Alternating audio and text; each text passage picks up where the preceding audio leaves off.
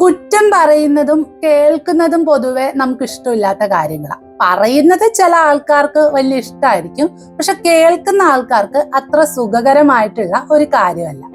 നിരന്തരം എന്ത് കാര്യം ചെയ്താലും അതിൽ കുറ്റവും കുറവും കണ്ടുപിടിക്കുന്ന വ്യക്തി, അതായത് ചെറിയ കാര്യമായിരിക്കാം, അതൊരു പക്ഷെ നെഗ്ലക്ട് ചെയ്ത് കളയാവുന്നതേ ഉള്ളാവും, എന്നാൽ പോലും എന്ത് ചെയ്യില്ല, അത് നെഗ്ലക്ട് ചെയ്യില്ല, ഉടനെ അവിടെ ഒരു കുറ്റം പറയും അല്ലെങ്കിൽ ഒരു കുറവ് കണ്ടെത്തും.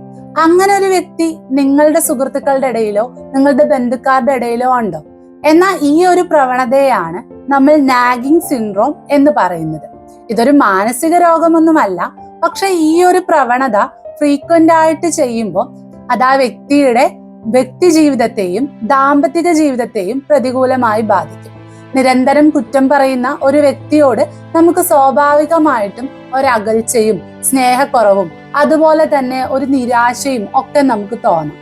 അതോടൊപ്പം ദാമ്പത്തിക ജീവിതത്തിലാണെങ്കിൽ അവർ പാർട്ട്ണർക്ക് ഒരു വിലയും കൽപ്പിക്കില്ല, പാർട്ട്ണറെ കുറ്റം പറഞ്ഞുകൊണ്ടേയിരിക്കും. അതുകൊണ്ട് തന്നെ ചെറിയ ചെറിയ വഴക്കുകളിൽ തുടങ്ങി അതൊരു വേർപിരിയലിൽ വരെ കൊണ്ടെത്തിക്കാം.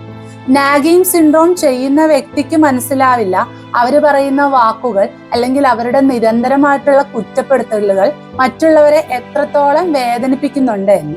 സോ നിങ്ങളോ നിങ്ങളുടെ സുഹൃത്തുക്കളോ നാഗിങ് സിൻഡ്രോം ചെയ്യുന്നുണ്ടെങ്കിൽ നിങ്ങൾക്ക് അതിൽ നിന്ന് സ്വയം രക്ഷ നേടാൻ കഴിയാത്ത പക്ഷം ഒരു പ്രൊഫഷണലിന്റെ ഹെൽപ്പ് സീക്ക് ചെയ്യുക, നിങ്ങളുടെ മാനസിക ആരോഗ്യം സംരക്ഷിക്കുക.